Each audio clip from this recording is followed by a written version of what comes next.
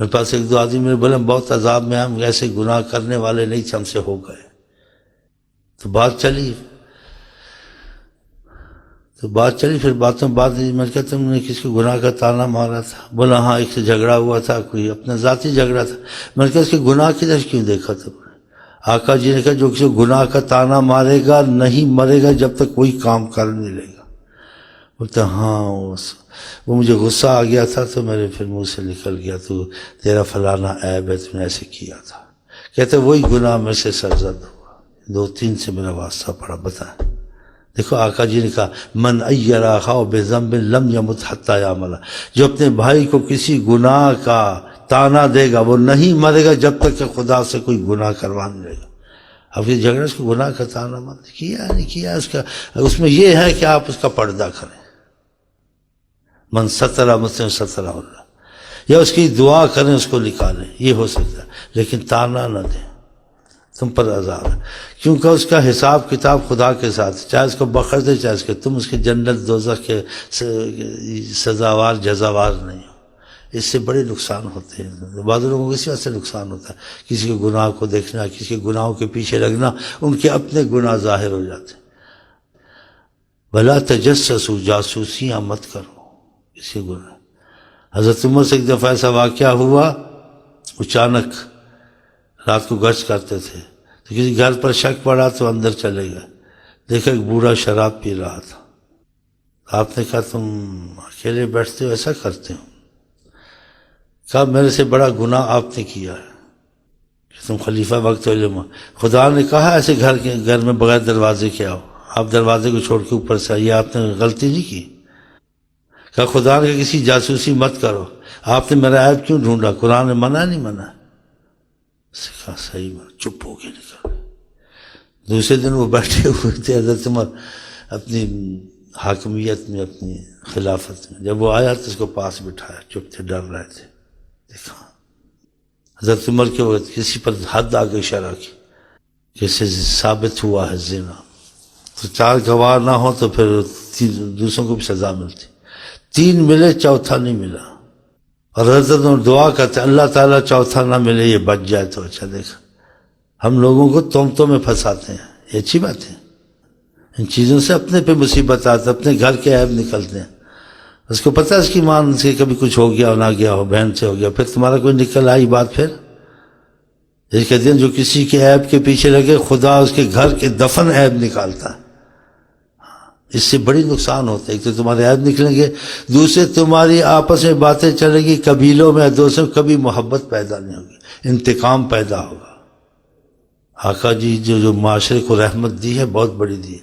اسی فرمایا غیبت و اشد من الزنا، غیبت زنا سے زیادہ ہے. صحابہ نے کہا ہم جو بات کہتے ہیں آدمی کا یہ کام صحیح فعل ہوتا ہے.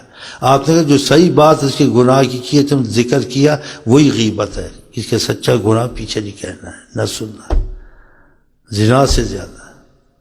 وہ بات چلے گی پھر بغض پیدا ہوگا، انتشار پیدا ہوگا، اس کو دبا دو. بلکہ فرمایا کسی نے کسی کا گناہ دیکھا، سرکار نے کہا اور واقعہ صاحب اس نے اس کا دفاع کر کے اس کو لوگوں کو ہٹا دیا، اس کو حکمت سے لوگ ثبوت نہیں ہونے دیا. آقا جی کہتے ہیں اس نے مردے کو زندہ کیا، قبر سے نکالا.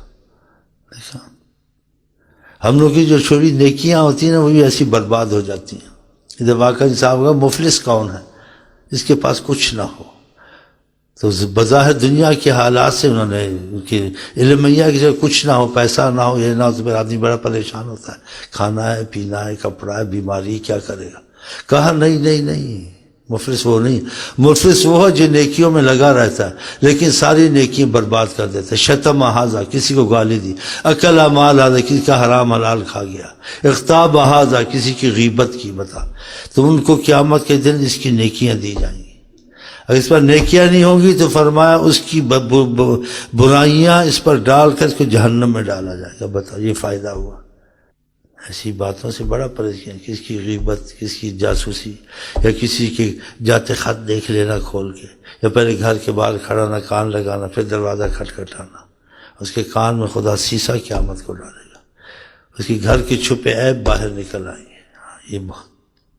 یہ بہت بچنا چاہیے، پھر اس کی نیکیاں ساری برباد ہو جائیں گی. یہ چیزیں کیونکہ ہمیشہ آج لوگ اسی میں چلتے ہیں، کبھی کوئی نئی خبر ہے ایسی باتیں کرتے ہیں، پھر کہتے ہیں ہاں مجھے اس کے متعلق اس کی بین بیٹھی نہیں۔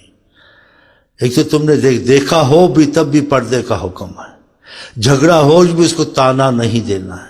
تم نے دیکھا نہ سنا، تم نے بات آگے بڑھائی۔ آقا جی کہتے جس نے کسی پر تہمت لگائی، وہ عورت ایسی نہیں تھی، کہتے ہیں فلاں کی بہن بیٹی ہے، خدا اس کے 100 سال کے مقبول عمل برباد کر دے گا۔ پتہ ہے کسی کی عزت پر ایسے نہیں کرنا چاہیے، کرتے ہیں لوگ اکثر، اس کی بہن فلانے کے ساتھ خراب ہے، اس کی بیٹی فلانے، ایسے نہیں بولنا چاہیے۔ تم نے دیکھا تھا خدا نخواست ہوتا تھا ان کو بچانے کی کوشش کرتے، یہ نہیں ان کو شہرت نہیں کرنی تھی۔ اسلام میں سخت منع ہے، اس کی مصیبتیں پھر اپنے ان پر آتی ہیں، جی خود پریشان ہوتے ہیں، ان کے گھروں میں وبال آتے ہیں، ان کے گھروں میں ایسے عیب نکلتے ہیں کہ سر کو پکڑ کے بیٹھ جاتے ہیں۔ ایسے سعودیہ میں ہوا، یہاں بھی ہوتا ہے۔ تو میرے پہ پوچھنے خط آتے ہیں تو پتہ چلتا ہے، پھر پوچھنا کہتا ہاں ایسے ہوا، تو میں کہ اس وجہ سے ہوا، تم نہ کرتے نا آج تمہارا بھی یہ حال نہ ہوتا۔ تو ان چیزوں سے بڑا بچے، اللہ سے دعا کرتے ہیں اللہ تعالی ہم کو توفیق دے۔ آقا جی ہمارے دین کے لیے، دنیا کے لیے، آخرت کے لیے، معیشت کے لیے، ہر چیز کے لیے سراسر رحمت ہے۔ آپ کو رزق بے حساب چاہیے، آپ کو پریشانیاں نہیں چاہیے، آپ کو ماحول اچھا چاہیے، وہ سب حضرت محمد مصطفیٰ لے کے ہیں۔ محسن انسانیت حقیقتاً حضرت محمد مصطفیٰ۔